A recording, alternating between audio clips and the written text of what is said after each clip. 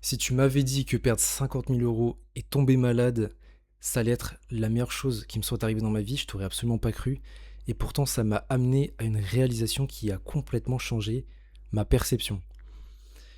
Avant que je te raconte tout ça, tu le sais, sur cette chaîne, on parle de santé, de bien-être, physique, mental. Si ce contenu te plaît, n'hésite pas à t'abonner et à liker la vidéo. Et je vais te raconter un peu ce qui m'est arrivé. Il y a plus d'1 an, il y a tout qui s'est écroulé en même temps. Notamment mes investissements, mais aussi ma santé. Je suis une personne qui adore investir, j'avais des projets, etc.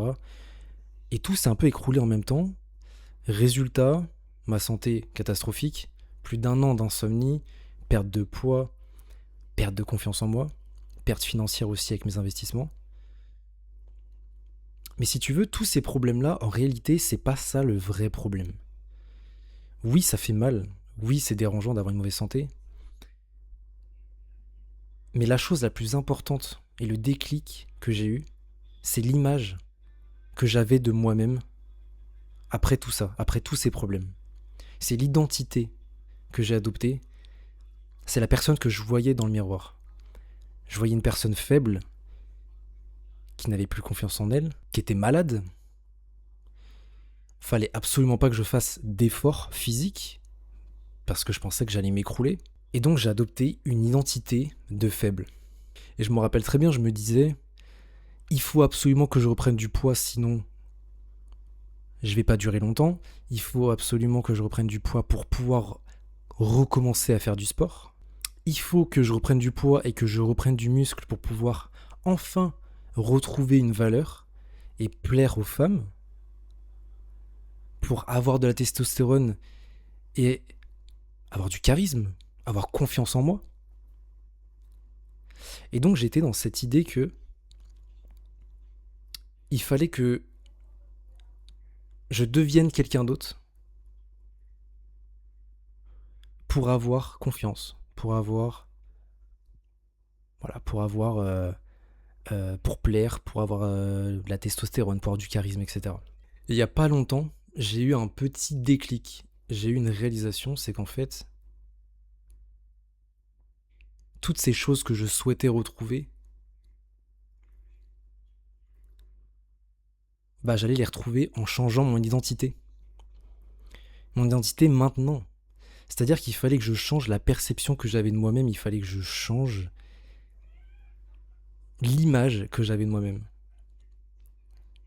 Et je vais vous faire une confidence, c'est marrant, hein, mais j'ai plu aux femmes en ayant perdu du poids et en étant en mauvaise santé que quand j'étais plus musclé, avec peut-être plus de confiance en moi, etc.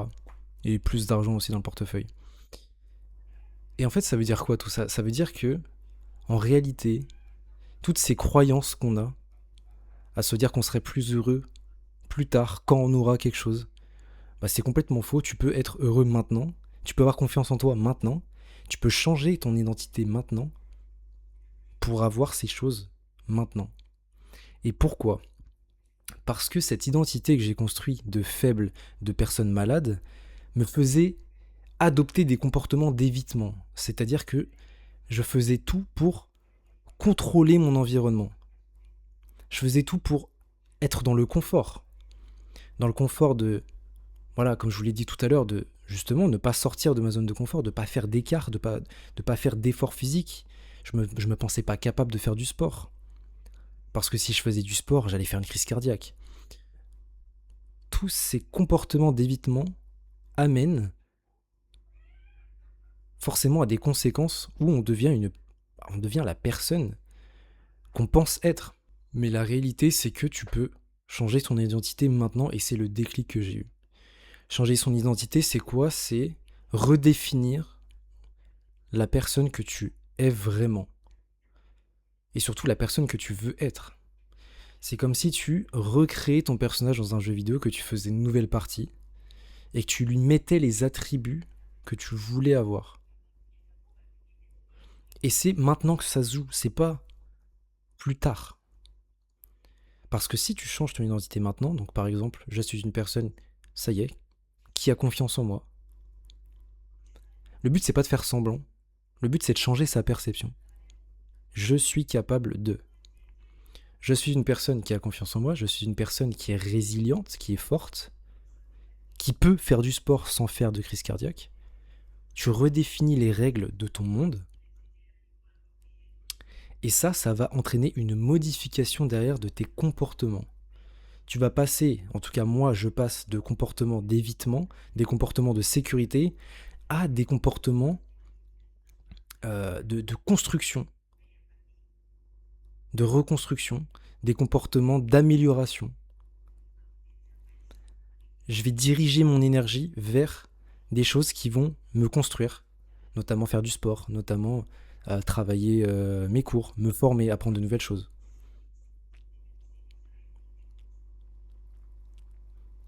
Et les comportements, ces nouveaux comportements que tu vas adopter vont forcément, du coup, dicter la personne que tu vas devenir, la personne que tu souhaites devenir. Et tout ça parce que tu as changé ton identité de base.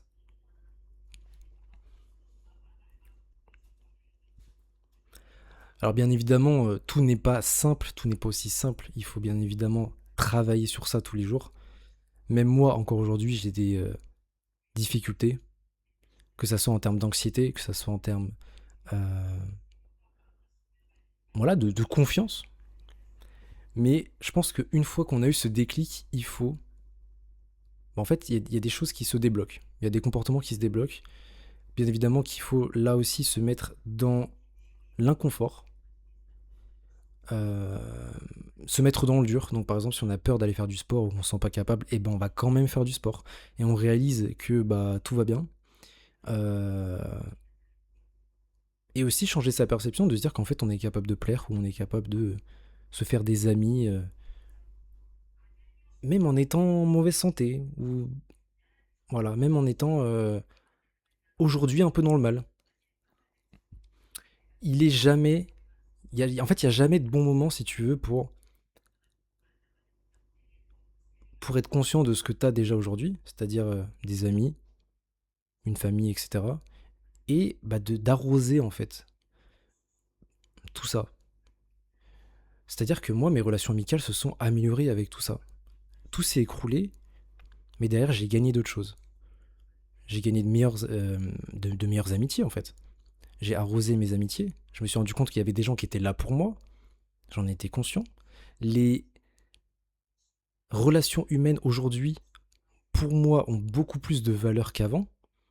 J'accorde beaucoup plus de valeur à ces relations-là, amoureuses, amicales, familiales. J'accorde beaucoup plus de valeur à la vie en général, parce que quand tu as constamment peur de mourir, forcément, tu accordes encore plus de valeur aux petits trucs de la vie très simples. Le soleil, aller se promener, voir du monde.